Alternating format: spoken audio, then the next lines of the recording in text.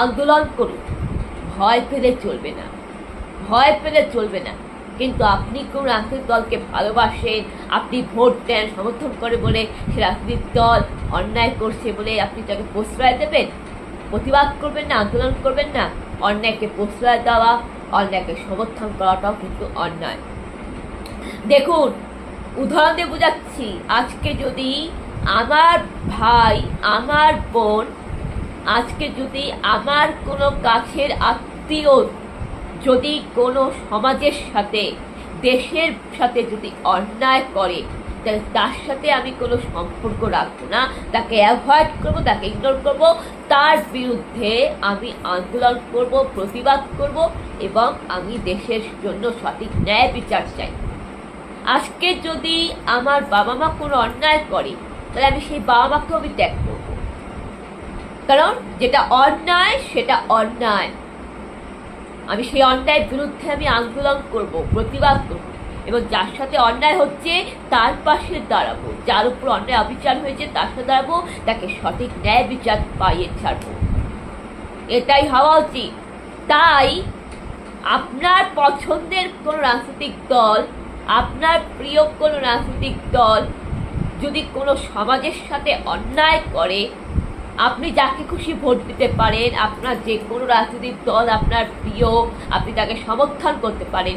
কিন্তু যদি দেখেন যে আপনি যাকে সমর্থন করছেন, আপনি যাকে ভোট দিচ্ছেন, আপনার সেই রাজনৈতিক দল কোনো সমাজে বেআইনি অসৎ কাজে জড়িত রয়েছে, মহিলাদের ধর্ষণ করছে, একটা কলেজ ছাত্রীকে রেপ করেছে, আইন কলেজের ছাত্রীকে রেপ করেছে মনোজিৎ মিশ্র, সে যে কি রাজনৈতিক দলের সাথে জড়িত রয়েছে, হ্যাঁ, এবং আপনার সেই ভারতের বিরুদ্ধে যদি অন্যায় করে, দেশের বিরুদ্ধে যদি অন্যায় করে, সমাজে যদি বেআইনি কাজ করে, দুষ্কর্ম করে, অপরাধ করে, আইনের চোখে যদি অপরাধী হয়, তাহলে আপনি সেই রাজনৈতিক দলের বিরুদ্ধে, সেই নেতাদের বিরুদ্ধে অবশ্যই রাস্তায় নেমে প্রতিবাদ করবেন, আন্দোলন করবেন, এবং সঠিক বিচারের দাবিতে তাদের শাস্তির দাবি করবেন, কারণ অপরাধীর শাস্তি হওয়া উচিত। এবং সেই অসহায় মানুষদের পাশে দাঁড়ান, তাদের সঠিক ন্যায় বিচার পাওয়ার জন্য দাঁড়ান, তাদের যাতে ভালো দিন আছে, তাদের যাতে উন্নতি হয়, সেই অসহায় মানুষদের পাশে দাঁড়ান। অসহায় মানুষদের একটু উন্নতির কথা ভাবুন, সেই অসহায় মেয়েটির কথা ভাবুন। সে মেয়েটি তো আপনার ঘরের বাবা সন্তানের মতনই, আপনার ঘরে ভাইয়ের বোনের মতনই, তাই না? সে মেয়েটি তো আপনার বোন হতে পারে, আপনার মা হতে পারে, আপনার দিদি হতে পারে, আপনার মেয়ে হতে পারে, আপনার নাতনি হতে পারে, আপনার ভাস্তি হতে পারে, আপনার ভাগ্নি হতে পারে। মামা হিসাবে, কাকা হিসাবে, দাদা হিসাবে, ভাই হিসাবে, ছেলে হিসাবে, বাবা হিসাবে আপনার উচিত সেই মেয়েটির পাশে দাঁড়ানো। আর আপনি যদি মহিলা হন, নারী হন, মনে রাখবেন আপনিও কিন্তু নিরাপদ নয়। আমরা রাজ্যের কোনো নারী কিন্তু সুরক্ষিত নই। আমাদের নিরাপত্তা দরকার, আমাদের নারী নিরাপত্তা সুনিশ্চিত থাকা দরকার।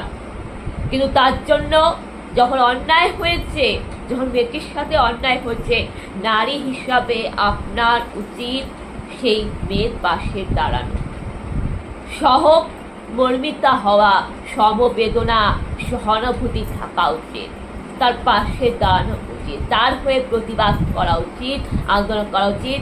আর সেই রাজনৈতিক দলের নেতাদের বিরুদ্ধে এবং সেই অপরাধীর বিরুদ্ধে গর্জে ওঠা দরকার, তাদের শাস্তি হওয়া দরকার, তারা অন্যায় করেছে।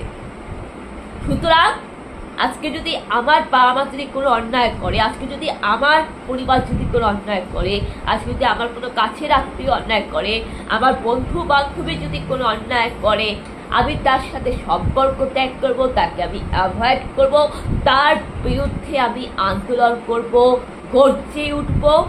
কারণ আমি অন্যায়কে সমর্থন করব না, অন্যায়কে প্রশ্রয় দেওয়াটাও অন্যায়। সে যতই আমার কাছের আত্মীয় হোক না কেন, সে যতই আমার কাছে প্রিয় মানুষ হোক না কেন, আমি তাকে যতই ভালোবেসে থাকি না কেন, সে আমার যতই প্রিয় হোক, ফেভারিট হোক, যতই আমার কাছের মানুষ হোক না কেন, কারণ সে অন্যায় করেছে, সেটাকে কখনই বরদাস্ত করা যায় না। যেটা অন্যায় সেটা অন্যায়। সে অন্যায় করেছে তার বিরুদ্ধে যাওয়া উচিত, আন্দোলন করা উচিত।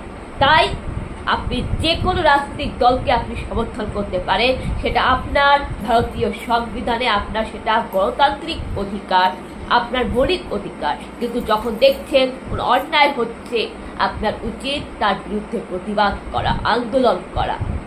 এটাই মনুষ্যত্ব বোধের শিক্ষা। কিন্তু আপনি কি করছেন? মানবাজারবাসী কি করছে? আন্দোলন করছে না, প্রতিবাদ করছে না, ভয়ে ভয় পেয়ে মুখ লুকিয়ে আছে, মুখ খুলছে না। কিসের এত ভয়? হুমকির ভয়? কারণ এদের তো এটাই কাজ, এদের তো এটাই কাজ। এই যে আমি ভিডিও বানাচ্ছি, এই যে আমি সঠিক কথা বলছি, হুমকি দিবে। এরকম হুমকি দেয়। এদের কি কাজ? একে তোরা অন্যায় করে যাবে, একে তোরা ক্রাইম করে যাবে, তারপরে যে এত সাহস সেনাকে হুমকি দিবে। এই যে আমি ফেসবুকের মাধ্যমে, এই যে আমি ইনস্টাগ্রাম, ইউটিউবের মাধ্যমে যে আমি প্রতিবাদ করছি, কারো তো হজম হচ্ছেই না। হুমকি দিতে পারি, যে কোনো মুহূর্তে হুমকি দিবে। লাভ নেই, এভাবে হুমকি দিয়ে লাভ নেই। পতন হবে, ঈশ্বরের কৃপায় পতন হবে। প্রভু যিশুর আশীর্বাদ আছে। কেউ যদি আমাকে হুমকি দেয়, তার প্রভু যিশুর কৃপায় তার ক্যান্সার রোগ হবে, তার ক্যান্সার রোগ হবে। লাভ নেই। 100 বার 1000 বার ভিডিও বানাবো, 1000 বার ফেসবুক লাইভে আসবো, আর এই ঘটনা 1000 বার চলছে, যতক্ষণ না উইথ ডিভাইন জাস্টিস না হচ্ছে, যতক্ষণ না ন্যায় বিচার না পাচ্ছি, ততক্ষণ প্রতিবাদ আন্দোলন থামবে না। আর আমি যে কথা বললাম, ভারতীয় নাগরিক হিসাবে আমারও ব্যক্তিগত স্বাধীনতা রয়েছে, আমার ডেমোক্রেসি রয়েছে। 19 থেকে 21 নম্বর ধারায় আমার বাক স্বাধীনতা, মতামত প্রকাশের অধিকার রয়েছে। সেই হিসাবে, সেই অনুসারে আমি এই কথা বললাম। বন্ধুরা, সচেতন থাকুন, সজাগ থাকুন, সজাগ থাকুন।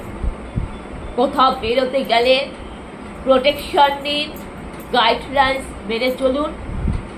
ভগবান কৃপা, ঈশ্বর আপনাদের সকলকে মঙ্গল করুন। ধন্যবাদ। জয় যিশু।